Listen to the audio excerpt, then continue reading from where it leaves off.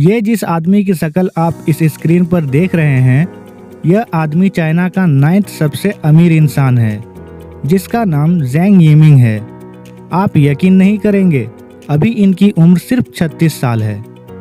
2008 में इन्होंने Microsoft join की, लेकिन वहाँ इनका दिल नहीं लगा और इन्होंने फैनफू नाम की कंपनी ज्वाइन कर ली, लेकिन ये कंपनी चल नहीं सकी और ज़ेंग जॉबलेस हो गया। इसके बाद इन्होंने अपनी एक कंपनी बनाई जिसका नाम इन्होंने 99 फैन रखा, जिसकी वजह से 2011 में इनकी ज़िंदगी काफ़ी सक्सेसफुल हो गई। ज़ेंग ने नोटिस किया कि दुनिया में लोग कंप्यूटर से ज़्यादा फ़ोन का इस्तेमाल कर रहे हैं। इस चीज़ को ध्यान में रखते हुए ज़ेंग ने 2012 में बाइट डांस नाम की एक कंपनी बनाई और वही वो कंपनी थी जिससे टिकटॉक ऐप वजूद में आई। लेकिन टिकटॉक बनाने से पहले इस कंपनी ने अपने सबसे पहली मोबाइल एप्लीकेशन को लॉन्च की, जिसका नाम हिंटोज़ाई था। यह एप्लीकेशन बुरी तरह से फेल हो गई और यहाँ तक कि चाइना की सरकार ने इसको पूरी तरह से बैन कर दिया। लेकिन इन्होंने हिम्मत ना हारी और अपनी पूरी ताकत से फिर से मैदान में उतरे। वह एक ऐसी एप्लीकेशन बनाना चाहता था जो चाइना के लोगों को दिन भर की खबरों से आगाह करता रहे। यह एप्लीकेशन बनाने का खर्चा बहुत ही ज़्यादा था, इसीलिए इन्होंने इन्वेस्टर ढूंढना शुरू कर दिए। लेकिन फिर एक बार किस्मत ने ज़ेंग का साथ नहीं दिया और सारे इन्वेस्टर ने उनको ठुकरा दिया। माइक्रोसॉफ्ट जैसी कंपनी में एक अच्छी खासी नौकरी को छोड़कर अब ज़ेंग दर दर की ठोकर खाने में मजबूर था। लेकिन 2012 में एक इन्वेस्टर ने ज़ेंग की कंपनी में पैसे लगाने को तैयार हो गया।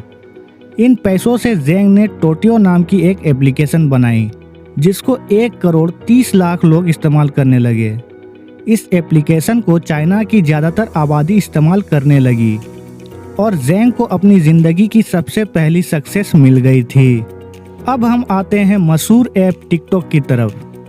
सितंबर 2016 में ज़ेंग की कंपनी ने डुइन नाम की एक ऐप बनाई। यह एप्लीकेशन दरअसल टिकटॉक ही थी, जिसको चाइना में डुइन कहा जाता था। देखते ही देखते ये एप्लीकेशन चाइना में बेहद मशहूर हो गई और करोड़ों लोगों ने इस एप्लीकेशन का इस्तेमाल करना शुरू कर दिया। अब ज़ेंग ने सोचा, क्यों ना इस ऐप को अब पूरी दुनिया से वाकिफ किया जाए। इसी वजह से 2017 में टिकटॉक के नाम से यह एप्लीकेशन पूरी दुनिया में लॉन्च कर दी गई। लेकिन इस वक्त टिकटॉक से मिलती जुलती एक और एप्लीकेशन दुनिया में मौजूद थी और काफ़ी ज़्यादा मशहूर भी थी, जिसका नाम था म्यूजिकली।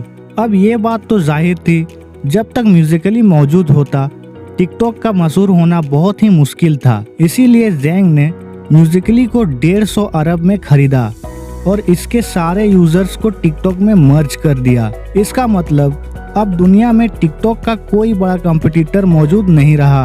आज टिकटॉक 75 लैंग्वेज में अवेलेबल है और दुनिया की मशहूर एप्लीकेशन में शामिल है। और इसी एप्लीकेशन की वजह से ज़ेंग यीमिंग अब चाइना का 9वां अमीर इंसान बन चुका है और इनकी दौलत 13 अरब डॉलर है। तो दोस्तों, ये थी टिकटॉक की कहानी। क्या आप टिकटॉक यूज़ करते थे? कमेंट करके ज़रूर बताना। अगर ये वीडियो अच्छा लगे तो लाइक और शेयर ज़रूर करना। ऐसे ही और वीडियो पाने के लिए सब्सक्राइब करके जुड़े रहिए हमारे साथ राइजन आरजे पर। फिर मिलते हैं किसी और इंटरेस्टिंग वीडियो में। तब तक के लिए अपना ख्याल रखिए। धन्यवाद।